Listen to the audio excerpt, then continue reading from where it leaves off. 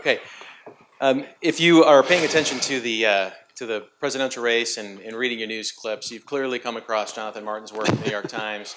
A great journalist, great reporter, always great use of sources and in-depth reporting, and one of my favorite reads. And so we're just pleased that he's here. He's taken time off the campaign trail to come to Austin and spend some time with us. And we're going to turn it over to him and let him tell you about what's really going on out there in this primary race. So please join me in welcoming Jonathan Martin to UT.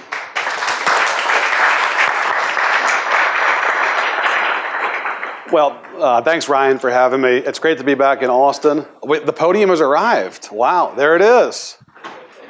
Great walk on. There we go. Awesome timing. There you go. Thank you, sir. Appreciate it. UT here at its best. Well, thanks, Ryan, for having me. It's great to be back in Austin. There are certain rules that you learn covering politics in this country, and one of them is you never turn down a trip to Austin for any reason whatsoever. Even if it's during the heart of a campaign, you always say yes to an Austin trip. So it's fun to be back here in one of my favorite cities. I thought what I'd do is just talk to you guys for a little bit about kind of what's happening in the campaign, where I see things going for the next few months, and a little bit about some of the experiences that I've had, and then open it up for questions so I can kind of respond to what's on your mind. I always find that more rewarding anyway, is kind of back and forth, so I can try to address your sort of curiosities and questions and concerns and fascinations. And my God, there's a hell of a lot to be fascinated about this year. So this is my third presidential campaign, but I've been kind of a political junkie all my life. And at the Times, we're not supposed to say the word unprecedented.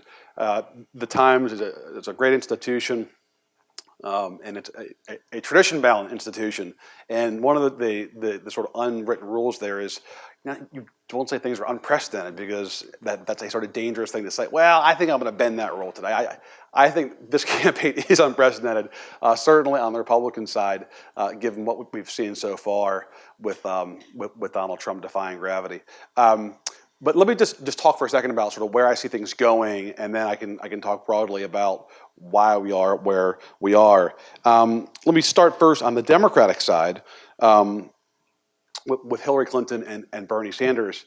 This is a race that a lot of Democrats keep expecting to have been over by now, and it seems like every week folks feel like this is going to be it. This is going to come to an end, and it just keeps on going. And I think part of the reason for that is sort of gets at something that I'm going to talk about a little bit more broadly later, and that is that there really is no effective party establishment anymore on either side. Any kind of mechanism to bring voters in line has sort of faded, and voters are much more free agents now. They're empowered, they're informed, they're engaged. They don't sort of take direction about when it's time to rally behind the party's pick. And I think we're seeing that vividly on both sides, but certainly on the Democratic side, where Hillary Clinton has every structural advantage going for her. The big donors, the leading governors and senators, effectively the incumbent administration are for her, and she has this seemingly insurmountable delegate lead, and she keeps losing states and losing them pretty significantly. Now, that said, why is she still a pretty safe bet to be the nominee? Well, here's why. She right now has a 246 delegate lead in pledged delegates. Now, most of you here follow politics. You wouldn't be here seeing me drone on if you didn't. And so you understand sort of pledged delegates on the Democratic side means that the delegates that you earn from winning states and territories. Overall, though, she's got a 673 delegate lead. Now, that includes both pledged delegates and Democratic superdelegates, which are the elected officials, longtime party insiders, who in Democratic primaries have their own vote. That is a daunting lead, and it is very difficult for Senator Sanders to overcome, much to the dismay of Senator Sanders' supporters, who are very vocal and like to send emails to reporters and post comments on stories. You're talking about his prospects, but it's a very daunting lead, and the reason why it's daunting is this. The Democratic primary is all proportional. So there's no winner-take-all states. And so Bernie Sanders would effectively have to win not just the remaining states, but would have to win them at near landslide levels in every state to catch her on pledged delegates, let alone the superdelegates. And Hillary just needs 33% of the remaining pledged delegates to get the nomination. And why is that doable? Just look at what states are still left on the Democratic side. Pennsylvania, New York, California, New Jersey, Maryland, D.C., New Mexico. And what do those states have in common? They tend to be diverse states that have non-white Democratic voters. And that has been Hillary Clinton's strength the entire campaign. And if Bernie Sanders ultimately falls short, which it appears he's going to based upon where the delegates are now, it'll be because he was not able to expand his coalition beyond a largely white following and largely white liberal following. And if he's not able to sort of change that in these large remaining states, Pennsylvania, New York, California, it's difficult to see how he can catch up. We're in Texas, and obviously the UT program has had tough times here in recent years. But the best kind of analogy that I use is a football metaphor. Trying to catch up in proportional politics with that kind of a deficit is akin to being down 3 touchdowns in the fourth quarter when you have a wishbone offense. It's hard to sort of come back when you have a wishbone offense because you're handing the ball off and getting 3 or 4 yards every down. You have to put the ball in the air, and it's hard to come back in proportional politics because you just can't win enough delegates in every state to overcome that kind of a lead. Just look at Wisconsin, where Bernie Sanders wins convincingly, and it doesn't net him that significant of a delegate advantage. So that's why Secretary Clinton is still the odds-on favorite. Obviously, it's a very different story on the Republican side right now. I think if you talk to most folks in the party the day after Super Tuesday, they would have said, yeah, Trump seems to be on his way. Trump wins almost the entire South that day. He wins Massachusetts, he wins Vermont. And Cruz won his own state. He won Oklahoma. He won the Alaska caucuses, and then Rubio won the Minnesota caucuses. I think most folks in the party would have said, all right, Trump's going to be the nominee. Well, things have changed, and I think part of the reason why they have changed is that unlike in past campaigns where that kind of a Super Tuesday performance would lead to a consolidation, a coalescing around the favorite, the resistance to Trump has not receded. If anything, it's solidified. And I think part of the reason for that is because of what he has said and done on the campaign. Instead of trying to unify the party, he has said things that have really spooked, Republicans. Most vividly on national television 3 times, not disavowing David Duke and the Klan. I think that moment. And then followed by, obviously, the more recent events where he's attacking Senator Cruz's wife. He doesn't have a straight answer on abortion. I think a lot of sort of governors and senators, sort of party elites who were ready to sort of throw in the towel and get behind Trump, I think those moments sort of stopped them. I think it froze them. And I think it sort of gave them pause. And, even at that point, Trump was not getting 50%. It was always a kind of 35 to 37% win he was getting. And he just hasn't grown. And, he runs into a state like Wisconsin where the demography isn't bad for him. There's a lot of blue-collar voters.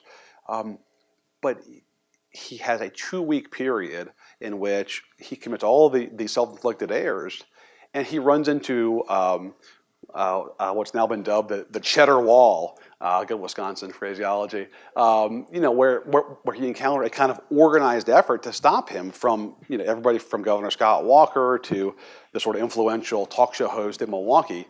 And now, after Wisconsin, the race increasingly looks like it's now bound to go to the convention. And there are very few people in the party who are now resigned to Trump and who are kind of ready to throw in the towel. I mean, just look at what he's gotten in the way of endorsements. I mean, it's been a sort of deafening silence. you just don't see many folks rallying around him. Why is it now seemingly going to the convention? Well, in contrast to the Democratic side, Trump has a 239 delegate lead, which is not too different than Hillary, but he needs 59%, almost 60% of the remaining delegates to get the nomination before the convention. Now, why is that difficult for him? Well, even if you give him every delegate in New York, his home state, which votes now in less than 2 weeks, think about the states that are still to come on the Republican side. Indiana, a state that Ryan's very familiar with, Nebraska, Montana, South Dakota, Oregon, Washington.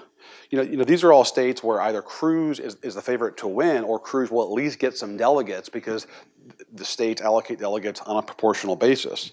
And then you throw in Pennsylvania, which overwhelmingly has unbound delegates, and then California on the last day of voting, which allocates delegates by congressional district, and where Cruz is going to get some.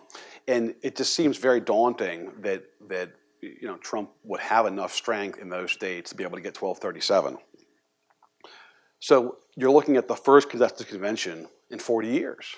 The last one was Ford versus Reagan in '76 on the Republican side. And nobody has a great sense now for what's going to happen there because it hasn't happened in 40 years. But here's what we do know, that Cruz organizationally is much stronger than Trump. I don't think anybody would challenge that. And that on the first ballot, there's going to be about 5% of delegates who are unbound, meaning that they can support anybody whose name is placed in nomination.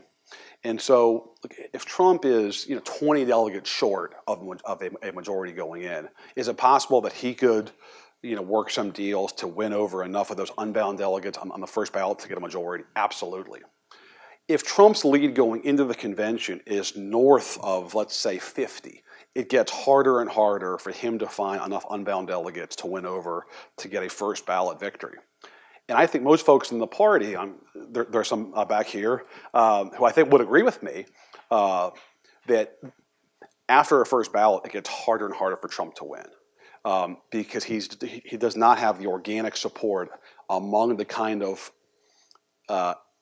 convention delegates who are typically party regulars. A lot of them are elected officials themselves, and a lot of them would be concerned about running on the same ballot with Donald Trump. And those who aren't elected officials, a lot of them are kind of movement conservative types who are ideologically much more in sync with Cruz than they are Trump. So let's say it goes to a second ballot. So on a second ballot, about 60% of the delegates become unbound. What does that mean? That means that the people on the first ballot who were bound by their state's results to vote for candidate X or candidate Y become free agents. So you're looking at 60% of delegates who now can vote for any candidate they want, whose name is placed in nomination. Now, that might still not be enough to get somebody a majority, but on the third ballot, 80% of delegates become unbound. So basically, a overwhelming majority become totally free to vote for whoever they want on a third ballot. And at that point, it seems much more likely that somebody like Cruz could win if Trump is not able to sort of organizationally catch up with them between now and then. So that's kind of the big picture on where I see the two races going. Let me just talk for a second, and I'm happy, by the way, to answer questions about the kind of delegates and the states and the convention stuff and the various ins and outs there if you want. But let me just sort of step back for a minute and try to address more broadly what's happening. So I mentioned this earlier, and that is, the parties have really waned. There is no sort of enforcement structure now in either party. And I think that part of that is driven by changing laws, part of that's driven by changing ways of how media is consumed.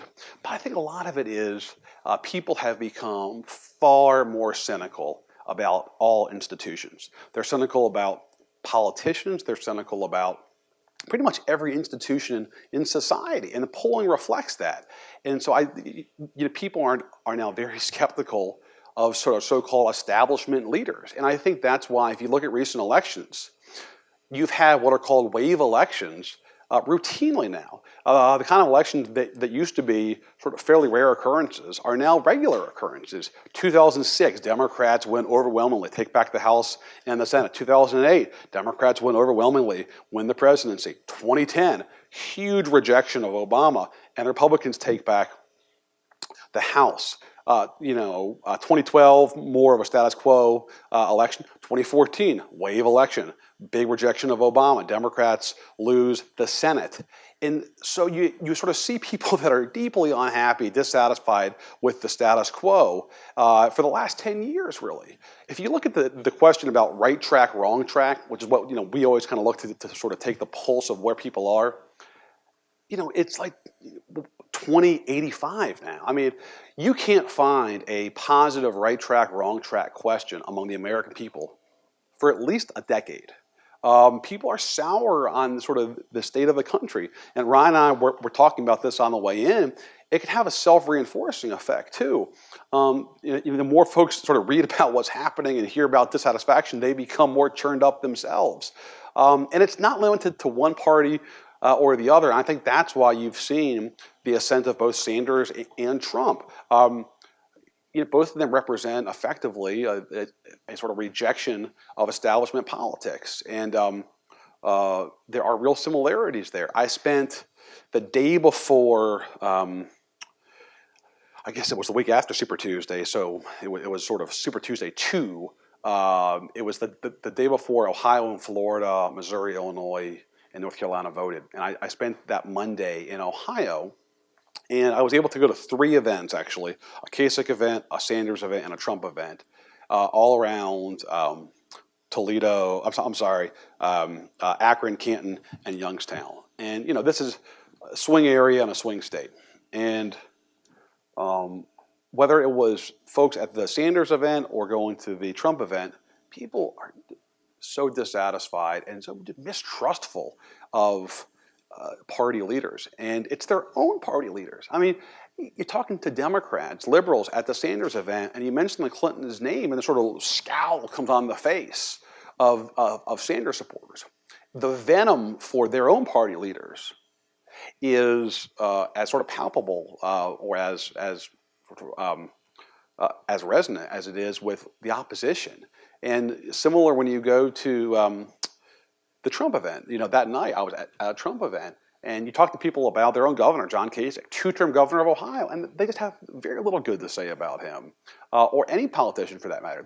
They just think that Washington has sort of turned its back on them. And that kind of anger, I think, is what has sort of taken hold in this campaign. And it's what has propelled Sanders and Trump thus far. It might not be enough to get them the nomination, but it has upended politics. And I think it's kind of, it's logical. I mean, I think it's sort of the logical end result to what's been happening in the last 10 years, where you've got a sort of weakening of the parties and a sort of rise in voter anger.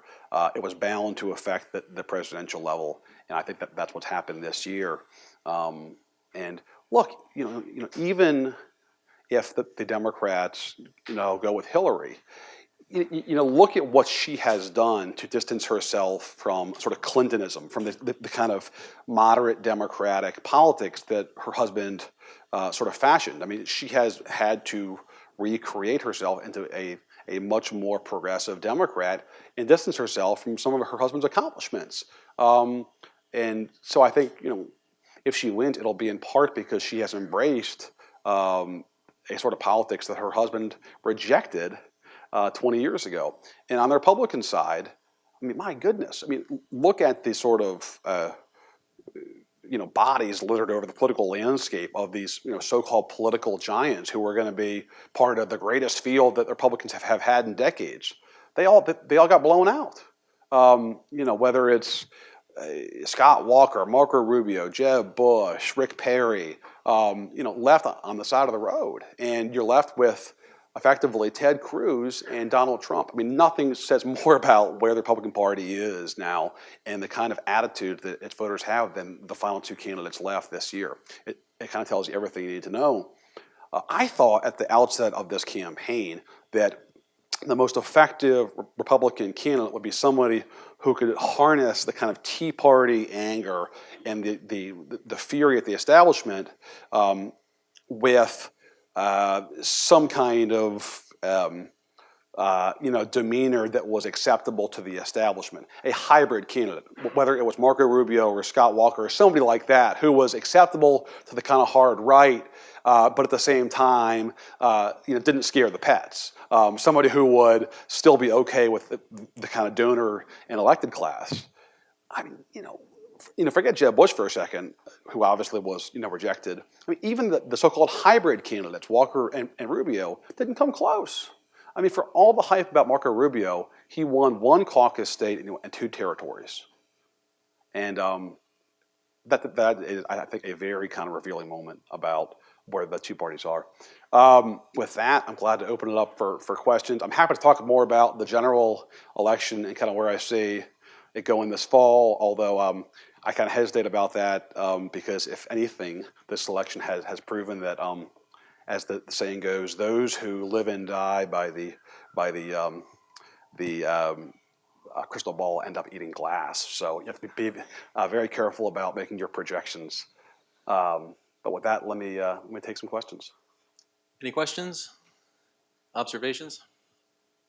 I'm going to hand the mic to you. If you could just talk into the mic, that'd be great. Can you tell us if you know whether the delegates pledged to Trump or to Cruz are obligated to vote the way that Trump or Cruz may want them to vote on the rules for the convention? All right, now we're getting in the weeds here. Sorry. No, it's great. So the question is, the delegates who are pledged to one of the 2 candidates, does that mean that they also have to vote the preference of the candidate on questions that are regarding rules, not the actual ballot? The answer is no. They can vote. I mean, if you are a delegate on the Rules Committee, you can vote however you want in the Rules Committee. The only thing that you're binded on, is the actual vote for the president. Yeah. Come on.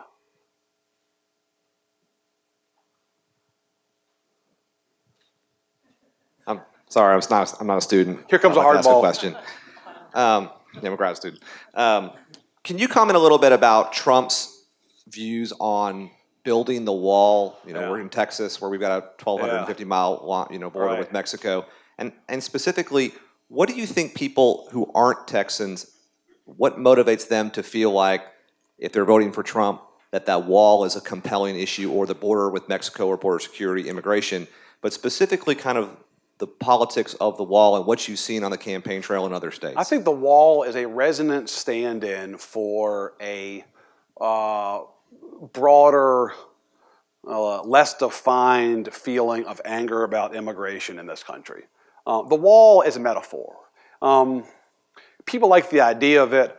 Make Mexico pay for it. Hell yeah. I mean, that's one of the biggest applause lines at Trump events. Trump actually has a call and response, like he's a Baptist preacher. He says, who's going to build the wall? And the folks yell back, Mexico. I mean, that is a staple of a Trump event, It's like getting an amen from the corner, And it works. Do those folks think that, the Mexican government is going to send up, their equivalent of the 82nd Airborne to the Rio Grande and start sort of, getting a freaking John Deere out? I mean, maybe some of them do, but I think a lot of them, they just like the idea of Trump's tough talk is very appealing to a segment of the Republican base that feels like this country has been fundamentally changed, and changed for the worse. And for some of them, that means it's been changed in terms of how it looks and the kind of demography of this country, which is increasingly non-white.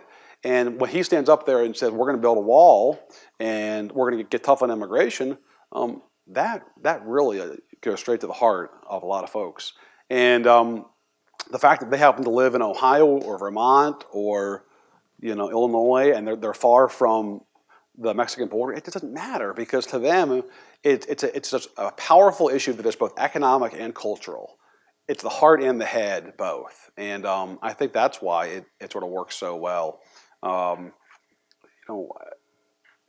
Talking to Trump supporters, what they have in common is a mistrust of the Washington establishment. But what you also pick up a lot of is sort of classic resentment politics. And, some of that is translated to, immigrants are taking jobs. And here's a candidate talking about building a wall. And so it can be pretty effective. And then how would that translate in a general election? I mean, look at his unfavor among Hispanics now. I mean, Trump's unfavorability among Hispanic voters is now north of 70%. Those are the kind of numbers that make states like Nevada, Colorado, Florida very, very difficult to compete in. I'm not going to say never because you can't say never. Who the heck knows what's going to happen? But I did a story, I guess, last Sunday where Trump's politics, it might bring some new voters over into the primary and perhaps even into the general, but it's not cost free, right? So for every pissed off white voter that you might get with appeals about the wall, you risk losing 5 more educated, upper middle class, sort of moderate voters who might be open to a Republican, but are going to be turned off by that kind of language. And I think that's what, until recently, hadn't really been baked into the kind of Trump analysis. I mean, I think a lot of folks said, look, this is a crazy election year. Who knows what's going to happen? Trump's a wild card. He might bring out all kinds of new voters, and maybe he could actually be formidable in the general election because these states like Pennsylvania and Wisconsin and Michigan that are filled with working class white voters, maybe he would have appeal there. And I think what that sort of leaves out, and what I think was sort of lost until recently, was that, yeah, you might get some new voters, but you would lose a lot because of sort of saying and doing some of those things. And by the way, that's just the Hispanic immigration issue. I haven't even delved yet into the women issue, which is obviously a huge complication for him as well. But it's so striking because after the 2012 election, the Republican kind of establishment said, all right, Romney was kind of a bad candidate. That was the issue. Obama's a once in a lifetime talent. We can come back as a party if we just sand down the edges a little bit on some of the culture war stuff, and especially immigration. We just got to get an immigration reform bill done. Let's just get it through, and we'll fix the Hispanic issue. But guess what? The rank and file of the party had very little appetite for doing that. There just wasn't that sort of consensus among grassroots voters to do anything that smacked of amnesty. And if you look now 4 years later, the 2 leading candidates and the most effective candidates so far are the ones who explicitly have rejected the advice after the last campaign. So the party has kind of moved away from what was supposed to be the cure-all. And if the Republicans do lose this fall, it's going to be striking to see what the next sort of diagnosis is and how they respond to losing this time around. Who else? Yes, sir. I mean, as long as Ted asked the question. I'm curious, you started by kind of framing this in the context of, the large discontent out there among the electorate and the right track, wrong track numbers. And yet as we go and dig in and you start to explain things a little bit more, we hear much more specific characterizations about classic resentment politics, a segment of the Republican Party, 70% of women and 70% of Hispanics who really don't have anything to do with Trump. Right. You look at more carefully, I think, at other polling data, and you do see that among Democrats, for all the anecdotal stuff going on recently, and the Sanders supporters and the Clinton supporters and everybody getting cranky, there's a lot less rejection of the other candidate among Democrats than there is among Republican voters. So that if you ask Democrats, hey, do you think Bernie Sanders or Hillary Clinton would be an excellent, terrible president? Very few Democrats say terrible. Yeah. If you ask Republicans, there's a bunch of Republicans that think the other guy is going to be awful. Yeah. So I guess the question then is, do you think that maybe your business may have accepted this I don't want to do broad false discontent narrative. I don't want to do quickly? false equivalence, and so that's a great question. And so let me just clarify: there is no question that the Republicans right now are much more divided than Democrats, and I should have been more clear about that. There is significant contempt among some liberals for Hillary Clinton and for the Clinton sort of brand, but you're absolutely right that broadly taken, the Republicans are in much more difficult straits right now. If you look at the polling data, the Bernie Sanders supporters are much more open to backing Hillary Clinton as the eventual nominee than the Republicans are to backing Donald Trump. If you look at the exit polling from Wisconsin on Tuesday night, what stands out, jumps out, are the number of primary voters who say in a general election they would either vote for Hillary Clinton, stay home, or vote for a third-party candidate instead of vote for Donald Trump. I think, and I have to check this, but I think the number all told was 35% or 36%, something like that, who would either sit out, vote for Hillary, or vote with third party instead of Donald Trump. And look, you saw some of this in 2008 between Hillary and Obama. Remember there was the Pumas, Party Unity My Ass was the acronym. And sort of the hardcore Hillary folks there at the end said, hell no, I'm not going to be for Obama. They fell in line behind Obama. I think it's a different situation this time around with the Republicans. And certainly the Bernie Sanders supporters, even those who have no regard for the Clintons, if they're faced with a Trump versus Clinton choice, or even a Cruz versus Clinton choice, I have little doubt that they would get behind her. Will they volunteer 40 hours a week, knock doors, and make turnout calls for Hillary like they would Bernie? Maybe not, but they'll still vote for her. So there's no question that the Democrats right now are more unified than Republicans, even though the dams are still fractured. Make one other point too that Ted reminded me of with this question about the wall, and that is some of the sort of Trump wild card analysis about Trump could actually be somebody this fall who could bring a surge of white voters who have been sitting out recent elections and kind of went because of that. You heard the phrase Reagan Democrats a lot, right? Reagan Democrats. And here's the thing about Reagan Democrats, that they're one of two things in most cases. They're dead or they're Republicans. That's a construct that's 30, 35 years old. And there's just not a lot of white Democrats sitting in a deer stand in Pennsylvania who are just going to come out and vote for Donald Trump this fall, who have been voting for Republican nominees for the last 20 years. They might still be registered as Ds. They might still be registered Is, independents, but they generally vote for Republicans in general elections. The problem that the Republicans have is that even if they max out on white votes, it's still difficult for them to win the general election. Here's why. Mitt Romney in 2012 and Ronald Reagan in 1980 both won the white vote by 20%. Reagan won in a landslide against Carter.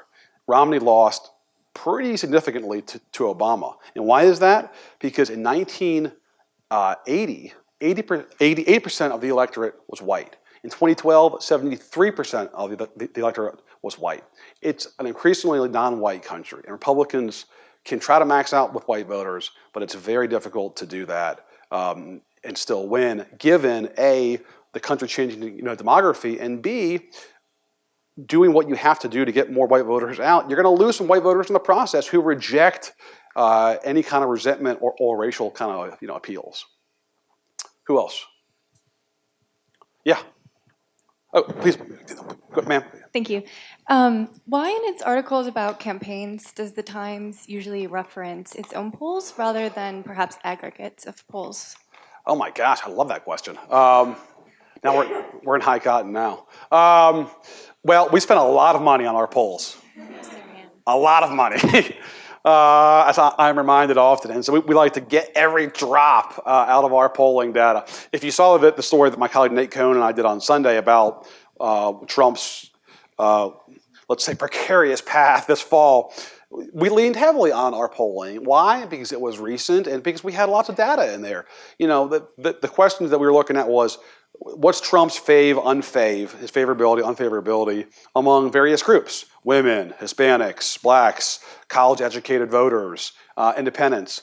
And we have a fantastic polling operation that we pay for, so of course we're going to use that. Now, that said, if we're doing stories about the Wisconsin primary and you've got a gold-plated poll like Marquette University that Charles Franklin runs, does a great job there, and it shows Cruz winning by 10 points over Trump a week out, I mean, we're going to cite that and we're going to use that.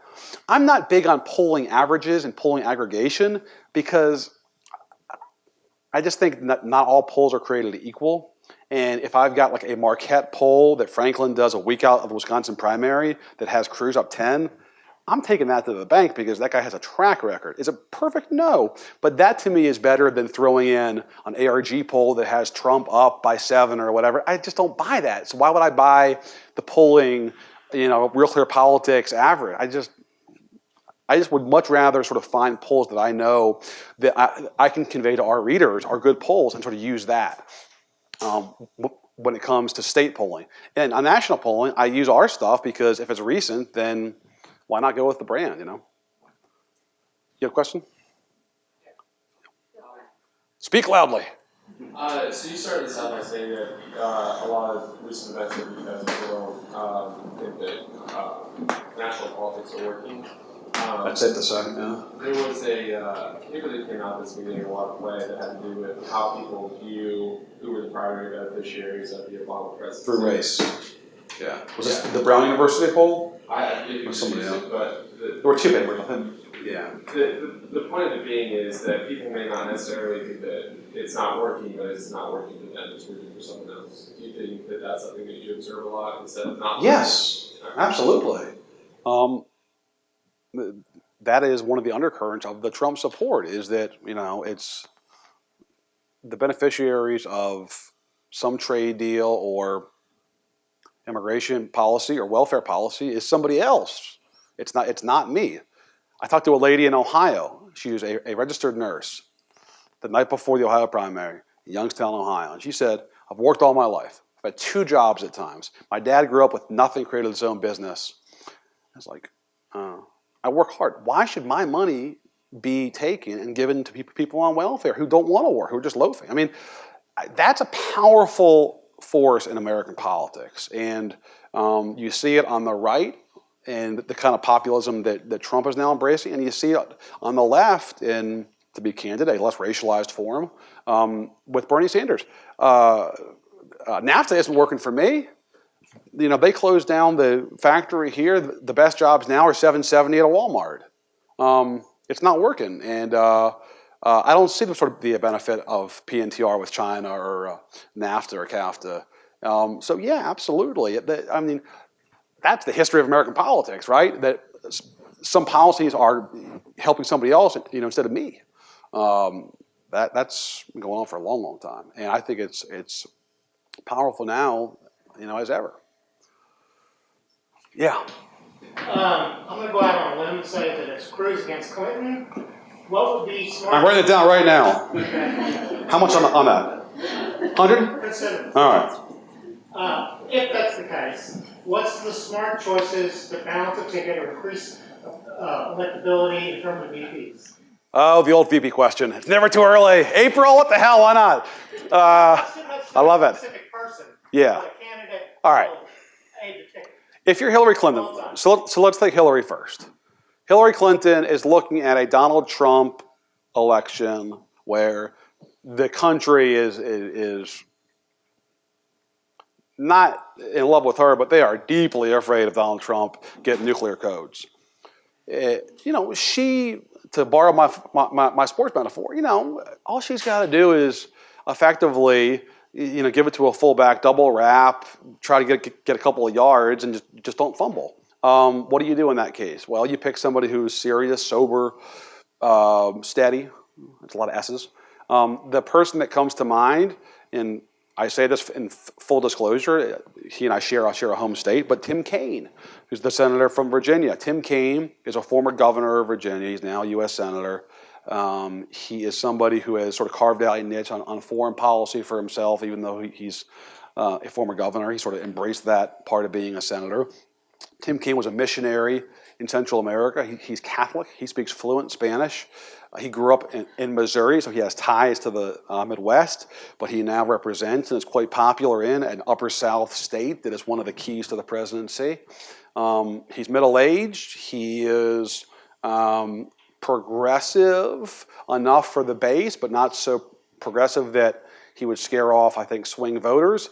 He's married to a Harvard Law graduate like he is himself, who is in Governor McAuliffe's cabinet, and who is a very accomplished person, and who is the daughter of a former governor.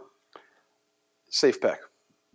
That's your sort of, give it to the fullback, 3 yards up the middle. Who else is sort of in that same vein? I think you could also include Mark Warner from Virginia. You can include Michael Bennet from Colorado. These are, maybe a handful of governors. John Hickenlooper from Colorado comes to mind. People who have experience in public policy, you can sort of vet. No surprises. Let's say Hillary Clinton has to put the ball in the air. This is a different scenario. Her numbers have really, not improved, and she's facing somebody that could be a viable candidate. Then I think she has to consider something more aggressive, and I think that that would be somebody who might bring more voters out for her, potentially an Hispanic. Aren't there some Castro brothers down here? I've heard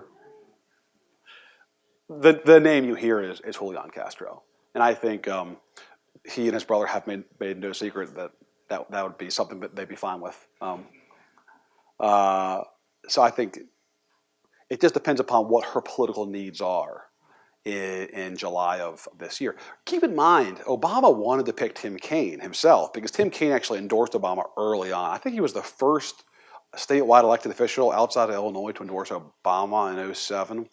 Obama wants to pick Tim Kaine, but Vladimir Putin had other ideas. So when Putin invaded Georgia in August of 2008, for a week there, this was a big story. Like what's happening? And this has been documented now that Obama went to Biden because Obama was a young first-term senator, and Biden had a lot of experience, Foreign Relations Committee, and Biden was a safer pick in light of what was happening at that moment in the world. So world events do matter in these things, and obviously politics matters, to say the least. On the Republican side, who the heck knows? Frankly, we don't even know yet who's going to get to pick the VP. This is a fun story. So it's not clear in a contested convention if the eventual nominee would pick the vice presidential candidate or if the convention itself would pick the second person on the ticket. That's a fascinating thing by itself. So, I think 1956, I think Stevenson let the convention pick his running mate, which was kind of a fun thing, but it hasn't happened in a long time where the eventual nominee didn't have the full choice over who his running mate was going to be. But these are the kind of things that haven't really been assessed. We're so mired in the kind of state-by-state grind that, things like the VP pick, the transition, these are things that are looming here on the horizon pretty soon for the Republicans, and they haven't even figured out who's going to be their nominee yet, and they aren't even close. It's a hell of a year. Who else? Yes, sir. Hello, sir. Hi. Would you agree that if we do get Trump as president, then that could have implications for the alliances and the relations of U.S. on a global platform? I think that's a safe And assessment, that, and that the supporters of Trump do not give the due weightage that factor deserves? Yeah, I don't think the Trump voters are taking into account the reaction in European capitals after his comments about NATO, or taking into account the reaction in Japan and South Korea when he said, yeah, sure, you can have nukes. No, that's not a factor in their thinking because they're thinking about a country, their own, that they believe is headed in the wrong direction, that is not what it was, that's frankly a shadow of what it was, that, as Trump says, gets beaten all the time and needs to reassert itself again. And that's why Trump is so compelling to them.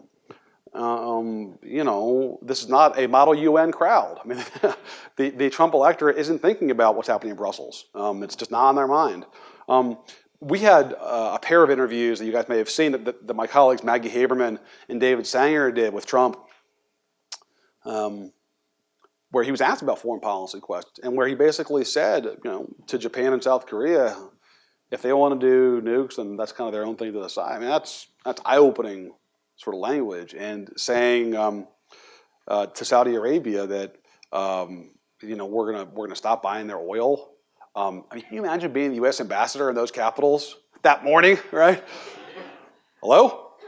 He said, what? You just that'd be a heck of a day in life, Ryan's worked in government before. You appreciate that. I mean, it is unprecedented. I mean, it's clear that he hasn't given those things thought. That when he makes these comments off the cuff, he doesn't appreciate how they're going to kind of ripple out and the kind of reaction in foreign countries, because that's not really his focus, and it isn't the focus of his voters. Who else? How's time? Yeah, we're good on time. Can you just address the issue you hadn't talked about? Yeah. Convention? Yes. Contested convention. Contested convention. The White Knight scenario. The White Knight scenario. Yeah, Paul Ryan's going to swoop down from Mount Kenosha and now, I'm sorry, Mount Janesville. Sorry, Speaker Ryan. I don't want to convince you with Ryan's previous, who's from Kenosha. Mount Janesville, right. Yeah, and save the day for the Republicans. I think it's unlikely that the Republicans would pick somebody who has not received votes thus far in this campaign. And that said, if they get to a 4th, 5th, 6th ballot, and Ted Cruz or Donald Trump or John Kasich hasn't emerged with a majority, then is it possible that they could change the rules and put somebody's name in nomination who has not been a candidate so far? Yes. Would it be an extraordinary circumstance? Yes. I just think if you look at the polling so far, and it's early, of primary voters, they want somebody who's been running this year. Are there a lot of people in the party who don't want Ted Cruz or Donald Trump to be the nominee?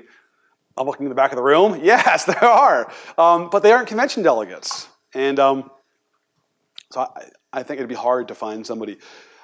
And also, who would it be? Paul Ryan, potentially. But if this is the problem. If you're seen as the establishment white knight, that instantly tarnishes you, because that's what a lot of these convention delegates are there to try to stop in the first place.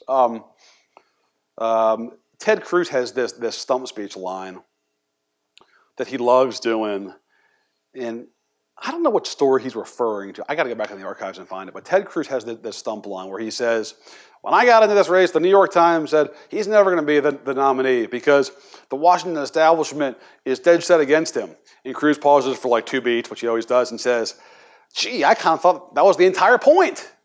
Which is to say that, the reason for his success and the reason for why he's viable is because he's not the establishment candidate. And I say that because a lot of these delegates who are going to be there are going to reject whoever is seen as the establishment candidate, which is why Cruz, whenever that question is asked of Cruz, shrewdly says, the Washington establishment is going to be damned if they're going to come in and bring some lobbyist-backed candidate, with every sort of expletive you can imagine to damn the Washington establishment. So I think it'd be hard.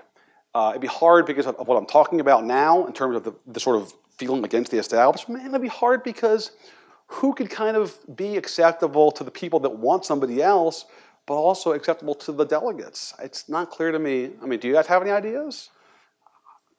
Look, Scott Walker and Rubio tried that act. They tried to be all things to all people. They tried to have a foot in both camps. They got blown out. So, who else?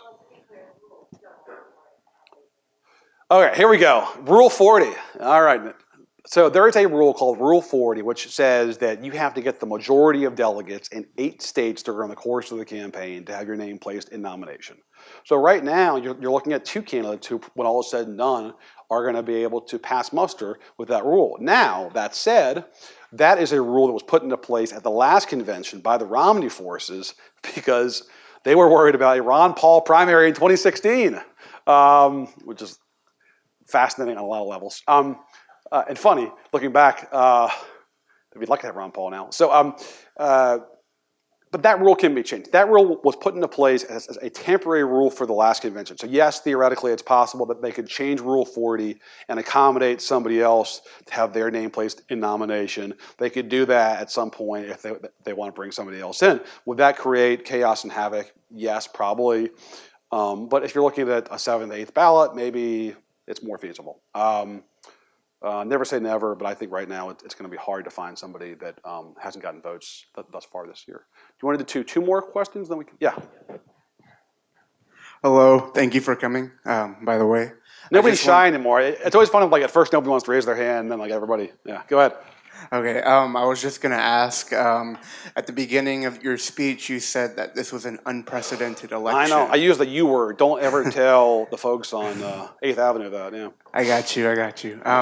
However, how do you think that this election will affect future elections to come? Are we going to have candidates who are populist candidates, or great do you think the next 4 to 8 years will determine with the government how our elections are? You're definitely going to have populists in this country. I mean, that's nothing new. You've had populists for a long time in this country, so that's not going to change.